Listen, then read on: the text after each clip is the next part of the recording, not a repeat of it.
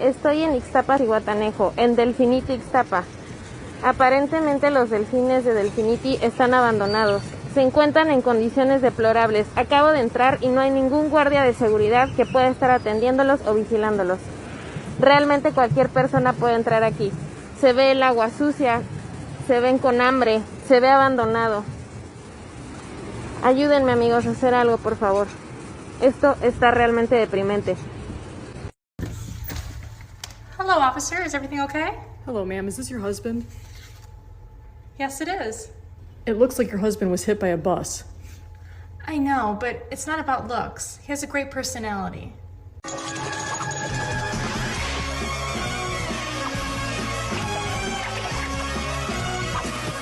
Madagascar. Kowalski. I had a professional development this morning to discuss LGBTQ plus issues, and the presenter shared this image as the gender identity symbols, and those are the unknown from Pokemon. So I had to write a professional email letting her know of the mistake.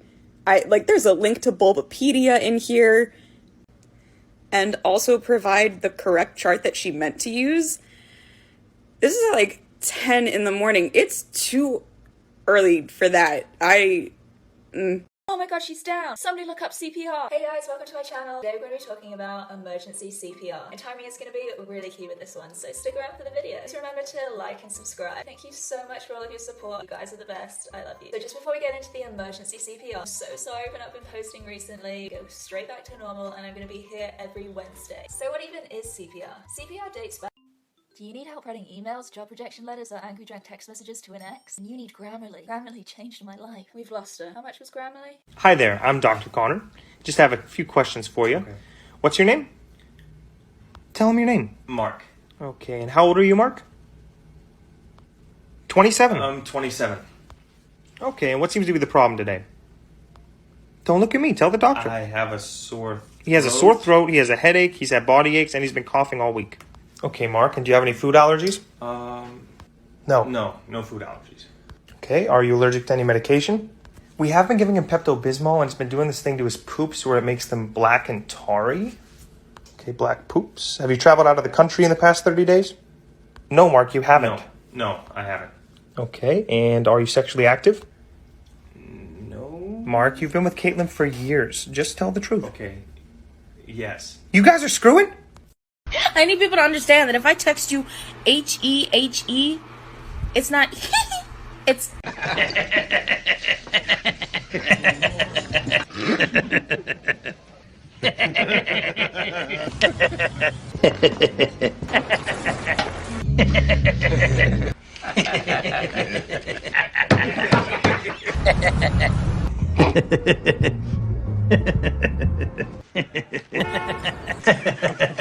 Whenever you're ready. Thank you. Excuse me, young man. What means suggested gratuity? It's just for the tip. Suggests 20%. If you think I did a good job. You were most wonderful. But why such much? That's standard. 20%. 20%. For a tip? Yes, sir. This restaurant doesn't pay a wage? Most of our income comes from tips. The world-renowned Olive Garden, a multi-million-dollar franchise, does not have the money to pay its employees fairly and must therefore rely on the customer to pay a living wage? That's just how it's done. This is legal. Yeah. So with the delicious unlimited breadsticks, I have now been served a disgusting unlimited moral dilemma. You don't have to tip. Of course I do. You're forced to stand on your feet all day, work long hours, do all of this with a happy face, and yet your employer does not pay you enough. Helps keep business costs down. Then the business should not exist! I mean... And this is customary in all Olive Garden establishments. Sir, it's not just Olive Garden. It's all restaurants. So my stepdad comes home and he's like, I bought you something because it reminded me of you. And do you guys want to see what it is? Excuse me? I was sitting in my car in New York City, minding my business, as I so often am, before that business was disrupted, as it so often is. A man pulls one of my passenger doors and sits himself right there. And he says, Uber for Nick? And I say, sure, why not? I start driving, And he says, how are you? And I say, confused. How are you? He says, well, I'm good. And we both laugh. I ask him where he's going. He says, shouldn't you know? I say, I'm not your driver. Shouldn't you have known? He says, why would you drive off with me then?